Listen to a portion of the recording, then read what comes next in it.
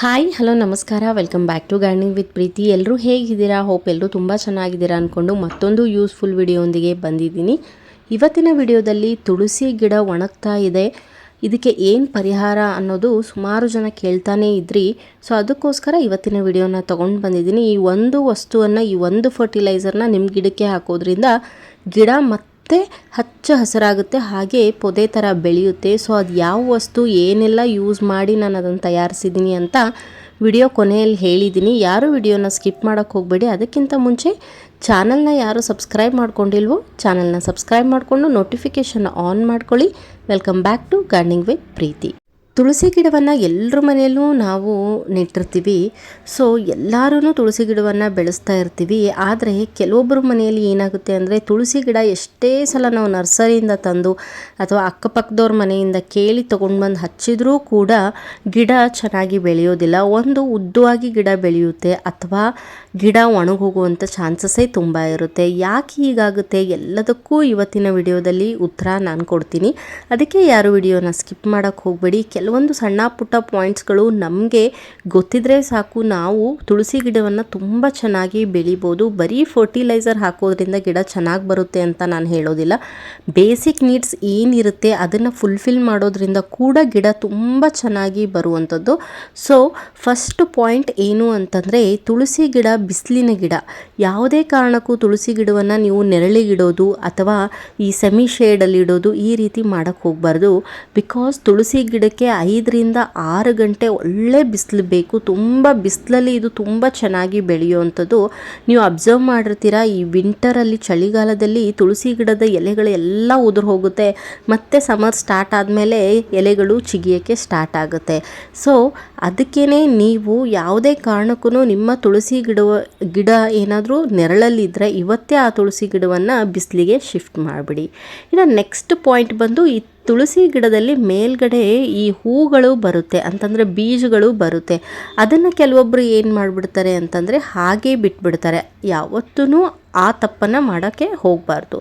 Because ಈಗ ಈ ತುಳಸಿ ಗಿಡದಲ್ಲಿ ಮೇಲ್ಗಡೆ ಬೀಜಗಳು ಬರೋಕ್ಕೆ ಸ್ಟಾರ್ಟ್ ಆದರೆ, ಇಲ್ಲಿ ತೋರಿಸ್ತಾ ಇದ್ದೀನಿ ನೋಡಿ ಸ್ಕ್ರೀನ್ ಮೇಲೆ, ಈ ರೀತಿ ನೀವು ಚಿವುಟಿ ಇದನ್ನು ತೆಗಿಬೇಕು. ಇದನ್ನು ಚಿವುಟಿ ತೆಗ್ದಿಲ್ಲ ಅಂದರೆ ಏನಾಗುತ್ತೆ ಅಂದರೆ, ಗಿಡದ ಬೆಳವಣಿಗೆ ಆಗೋದಿಲ್ಲ. ಗಿಡ ಎಷ್ಟಿರುತ್ತೋ ಅಷ್ಟೇ ಇರುತ್ತೆ. ಇದನ್ನು ನೀವು ಚಿವುಟಿ ತೆಗೆದಾಗ ಮತ್ತೆ ಹೊಸ ಎಲೆಗಳು ಬಂದು ಹೊಸ ಚಿಗುರುಗಳು ಬರೋಕ್ಕೆ ಸ್ಟಾರ್ಟ್ ಆಗುತ್ತೆ. ಸೊ ಅದಕ್ಕೋಸ್ಕರ ಈ ರೀತಿ ಏನಾದರೂ ಬೀಜಗಳು ನಿಮ್ಮ ಗಿಡದಲ್ಲಿ ಬಂದಿದ್ದರೆ ಅದನ್ನು ಚಿವುಟಿ ತೆಗೆಯೋದ್ರಿಂದ ತುಂಬ ಚೆನ್ನಾಗಿ ಗಿಡ ಬರುವಂಥದ್ದು.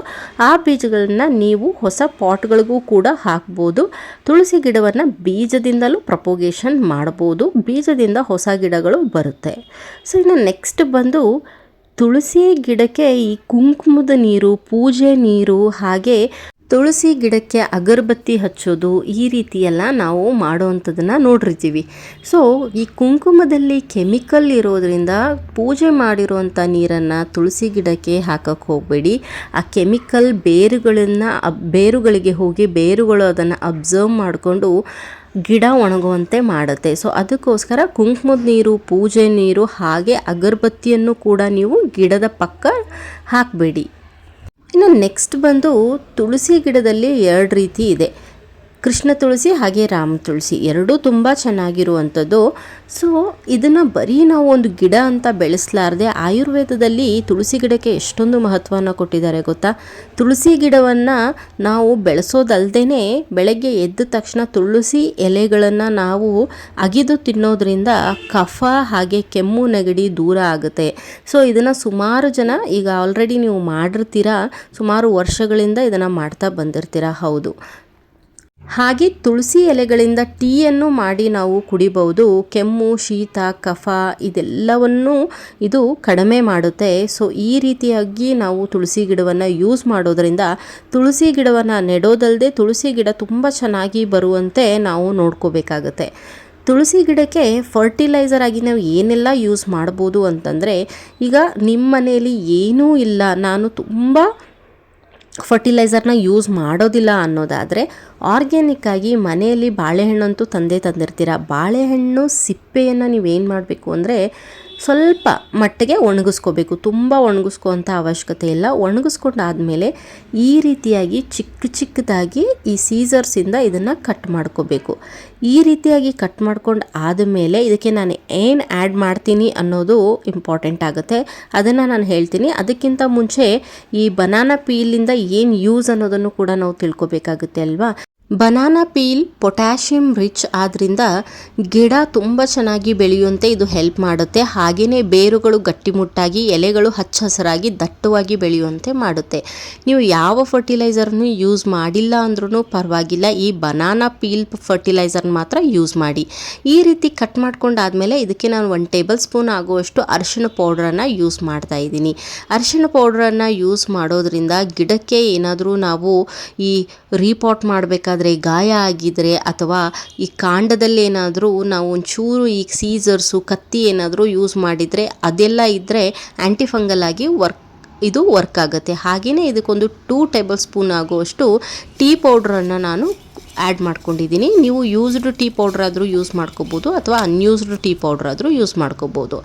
ಈ ರೀತಿಯಾಗಿ ಮಣ್ಣನ್ನು ಸಡ್ಲ ಮಾಡಿಕೊಂಡು ನೀವು ಗಿಡಗಳಿಗೆ ಇದನ್ನು ಕೊಡೋದ್ರಿಂದ ತುಂಬ ಚೆನ್ನಾಗಿ ಗಿಡ ಬೆಳೆಯುತ್ತೆ. ಇದನ್ನು ದಾಸವಾಳ ಗಿಡಕ್ಕೂ ಕೊಡ್ಬೋದು. ನಾನು ತುಳಸಿ ಗಿಡಕ್ಕೆ ಇವಾಗ ತಾನೇ ಎಪ್ಸಮ್ ಸಾಲ್ಟ್ ಕೊಟ್ಟಿರೋದ್ರಿಂದ ಇನ್ನೂ 15 ದಿನ ಆಗಿರಲಿಲ್ಲ. ಸೊ ಅದಕ್ಕೋಸ್ಕರ ನಾನಿಲ್ಲಿ ನಿಮಗೆ ದಾಸವಾಳ ಗಿಡಕ್ಕೆ ಇದನ್ನು ಕೊಟ್ಟು ತೋರಿಸ್ತಾ ಇದ್ದೀನಿ. ಈ ರೀತಿಯೂ ಮಾಡ್ಬೋದು. ಹಾಗೆ ಇನ್ನೊಂದು ರೀತಿಯನ್ನು ನಿಮಗೆ ಹೇಳ್ತೀನಿ. ಈ ರೀತಿ ಬನಾನಾ ಪೀಲನ್ನು ಇದರಲ್ಲಿ ಕಂಪ್ಲೀಟಾಗಿ ಒಣಗಿಸ್ಕೋಬೇಕಾಗುತ್ತೆ. ಬಿಕಾಸ್ ಈ ಸೆಕೆಂಡ್ ಮೆಥಡಲ್ಲಿ ನಾವು ಮಿಕ್ಸಿ ಮಾಡೋದ್ರಿಂದ ಇದು ತುಂಬ ಡ್ರೈ ಆಗಿದ್ದರೆ ತುಂಬ ಚೆನ್ನಾಗಿ ಪೌಡ್ರ್ ಆಗುತ್ತೆ. ನೀವು ಬೇರೆ ಏನು ನಾನು ಅರಿಶಿನ ಯೂಸ್ ಮಾಡಲ್ಲ, ಟೀ ಪೌಡ್ರ್ ಯೂಸ್ ಮಾಡಲ್ಲ ಅನ್ನೋದಾದರೆ ನೀವೇನು ಮಾಡಬೇಕು ಅಂತಂದರೆ ಬನಾನಾ ಪೀಲನ್ನು ಚೆನ್ನಾಗಿ ಬಿಸಿಲಲ್ಲಿ ಒಣಗಿಸ್ಕೊಬಿಟ್ಟು ಈ ರೀತಿ ಒಂದು ಮಿಕ್ಸಿ ಜಾರಲ್ಲಿ ಹಾಕ್ಕೊಂಡು ಇದನ್ನು ಚೆನ್ನಾಗಿ ಪೌಡ್ರ್ ಮಾಡ್ಕೋಬೇಕು. ಈ ಪೌಡ್ರ್ ಮಾಡ್ಕೊಂಡಿರೋದನ್ನು ನಾನು ನಿಮಗಿಲ್ಲಿ ತೋರಿಸ್ತಾ ಇದ್ದೀನಿ ನೋಡಿ. ಈ ರೀತಿ ಆಗುತ್ತೆ. ಇದನ್ನು ನಾವೇನು ಮಾಡಬೇಕು ಅಂತಂದರೆ 1 ಅಥವಾ 2 ಟೇಬಲ್ ಸ್ಪೂನ್ ಆಗುವಷ್ಟು, ಈಗ ಮುಂಚೆ ನಾನು ಯಾವ ರೀತಿ ಮಣ್ಣನ್ನು ಅಗೆದು ಗಿಡಗಳಿಗೆ ಕೊಟ್ಟಿದ್ದೆ ಸುತ್ತಲೂ, ಅದೇ ರೀತಿ ಈ ಪುಡಿಯನ್ನು ಕೂಡ ನೀವು ಡೈರೆಕ್ಟಾಗಿ ನಿಮ್ಮ ತುಳಸಿ ಗಿಡಕ್ಕೆ ಕೊಡ್ಬೋದು. ಇದು ಪೊಟ್ಯಾಷಿಯಮ್ ರಿಚ್ ಆದ್ದರಿಂದ ತುಂಬ ಚೆನ್ನಾಗಿ ಗಿಡಕ್ಕೆ ವರ್ಕ್ ಆಗುತ್ತೆ. ಸೊ ನೋಡಿದ್ರಲ್ಲ ಇವತ್ತಿನ ವಿಡಿಯೋ. ತುಳಸಿ ಗಿಡವನ್ನು ಯಾವ ರೀತಿ ನಾವು ಬೆಳೆಸಬೇಕು ಅನ್ನೋ ಟಿಪ್ಸನ್ನು ಹೇಳಿದ್ದೀನಿ. ಹಾಗೆ ಇದೇ ವಿಡಿಯೋದಲ್ಲಿ 2 ಥರ ಆದಂಥ ಫರ್ಟಿಲೈಸರನ್ನು ಕೂಡ ಹೇಳಿದ್ದೀನಿ. ಸೊ ಈ ವಿಡಿಯೋ ನಿಮಗೆ ಇಷ್ಟ ಆಗಿದೆ ಅಂದ್ಕೊಂಡು ಇವತ್ತಿನ ವಿಡಿಯೋ ನಾನು ಇಲ್ಲಿಗೆ ಮುಗಿಸ್ತಾ ಇದ್ದೀನಿ. ಇನ್ನು ನೆಕ್ಸ್ಟ್ ವಿಡಿಯೋದಲ್ಲಿ ಮತ್ತೊಂದು ಹೊಸ ಟಾಪಿಕ್ ಒಂದಿಗೆ ಬರ್ತೀನಿ. All of you take care ಅಂತ ಹೇಳ್ತಾ ಇವತ್ತಿನ ವಿಡಿಯೋ ಮುಗಿಸ್ಕೋಕ್ಕಿಂತ ಮುಂಚೆ ಯಾರಿಗಾದರೂ ಏನಾದರೂ ಡೌಟ್ ಇದ್ದರೆ ಕಾಮೆಂಟ್ ಮಾಡಿ, ನಾನು ಕಾಮೆಂಟಲ್ಲಿ ಆನ್ಸರ್ ಮಾಡ್ತೀನಿ. ಸುಮಾರು ಜನ ಕಾಮೆಂಟ್ ಮಾಡ್ತಾ ಇರ್ತೀರ, ಸ್ವಲ್ಪ ಲೇಟ್ ಆದ್ರೂ ನಾನು ಆನ್ಸರ್ ಮಾಡೇ ಮಾಡ್ತೀನಿ. ಹಾಗೆ ಇನ್ನು ಹೊಸ ವಿಡಿಯೋದಲ್ಲಿ ಯಾವ ಟಾಪಿಕ್ ಬಗ್ಗೆ ನಾನು ಮಾತಾಡಬೇಕು ಅನ್ನೋದನ್ನು ಕೂಡ ನೀವು ಹೇಳ್ಬೋದು ಕಾಮೆಂಟ್ ಮೂಲಕ. ನಾನು ಹೆಚ್ಚಾಗಿ ಯಾವುದು ಕಾಮೆಂಟ್ ಬಂದಿರುತ್ತೋ ಆ ಟಾಪಿಕನ್ನು ನಾನು ಆರಿಸ್ಕೊಂಡು ಅದ್ರ ಮೇಲೆ ವಿಡಿಯೋವನ್ನು ಮಾಡ್ತೀನಿ ಅಂತ ಹೇಳ್ತಾ ಇವತ್ತಿನ ವಿಡಿಯೋನ ಮುಗಿಸ್ತಾ ಇದ್ದೀನಿ. ವಿಡಿಯೋ ಇಷ್ಟ ಆಗಿದ್ದರೆ ಏನು ಮಾಡಬೇಕು ಗೊತ್ತಲ್ವಾ, ಚಾನಲ್ನ ಸಬ್ಸ್ಕ್ರೈಬ್ ಮಾಡಿಕೊಂಡು ನೋಟಿಫಿಕೇಷನ್ ಆನ್ ಮಾಡ್ಕೊಳ್ಳಿ. ನೆಕ್ಸ್ಟ್ ವಿಡಿಯೋದಲ್ಲಿ ಸಿಗ್ತೀನಿ. All of you take care and bye.